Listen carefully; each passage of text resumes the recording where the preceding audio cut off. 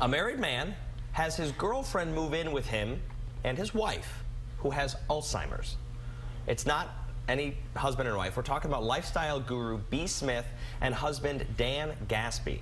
The two have been married since 1992. Lifestyle guru B. Smith has been a model, author, and restaurateur, but she has been battling Alzheimer's since 2014. Dan is her primary caregiver and opened up in a Washington Post article about what it is like to have a girlfriend while he is still married. She lives in the same house, helps take care of Smith.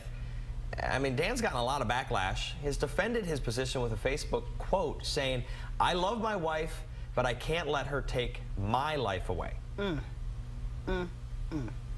Wow, that's something, isn't it?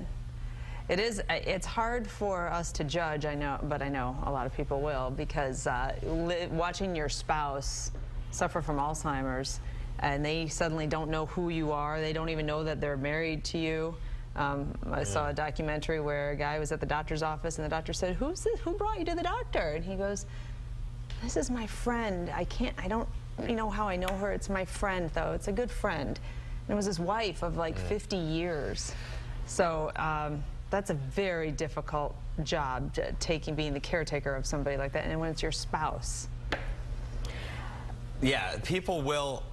I mean, the second I heard this in the meeting, I went, "What?" And you judge immediately. You're judging them for, what are you doing? That's your wife. You can't bring.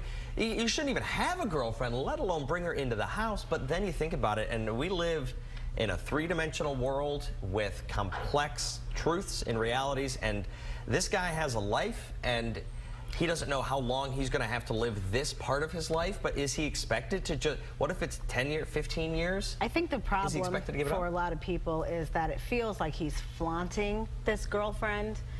B. Smith is considered by many to be the Black Martha Stewart, highly respected. She's paved the way for so many different platforms that we have now.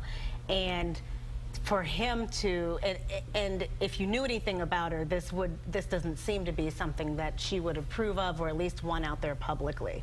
So there's a part of it that affects her legacy. He's got them in pictures together, and you know, I've watched my great-grandmother just disappear with this disease. So I certainly understand the challenges that the husband says he's facing, but now he's got a radio show with the girlfriend. He seems to be profiting off of the cachet still of her name while she's still alive, this B. Smith, and now living with this other woman, and it doesn't sit right with a lot of people. And is his point of being so visible with this relationship, is he saying, I have found a way to find some happiness, and he wants to share it with other people who are dealing with, so many people, millions of families dealing with Alzheimer's? Is he trying to say, I found a way to make this a little more manageable and still have love in my life? I think he could have had a better argument had he kept that private. I mean, she's still living. She's still here. So is it better or worse that he's taking the picture with both of them? Because a picture with both of them shows he's still caring for her. Right, but it makes it seem as though she's giving her consent for him to live this way, and I don't know that people who are around them have in fact said that they don't believe that that's the case. So if he left her, does that make it better? No, absolutely not. And again, I understand, but it makes him appear to be selfish if he's saying, well, I got to have a life too. I mean, just even the way he says it. It just, I don't know, but he's taking care of her night and day.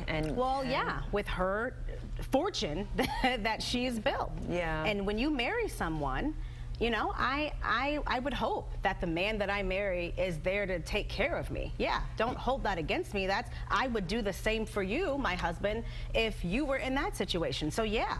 But that's the card that you're dealt sometimes in marriage. But I mean, as opposed to putting her, a lot of times people end up going into a home somewhere where they can be guarded, you know, looked after very closely 24 hours a day, so that maybe somebody has to go to work during the day. But I think just saying, not from you, just the idea, because the perception, you're right, is, oh, well, he's caring for her.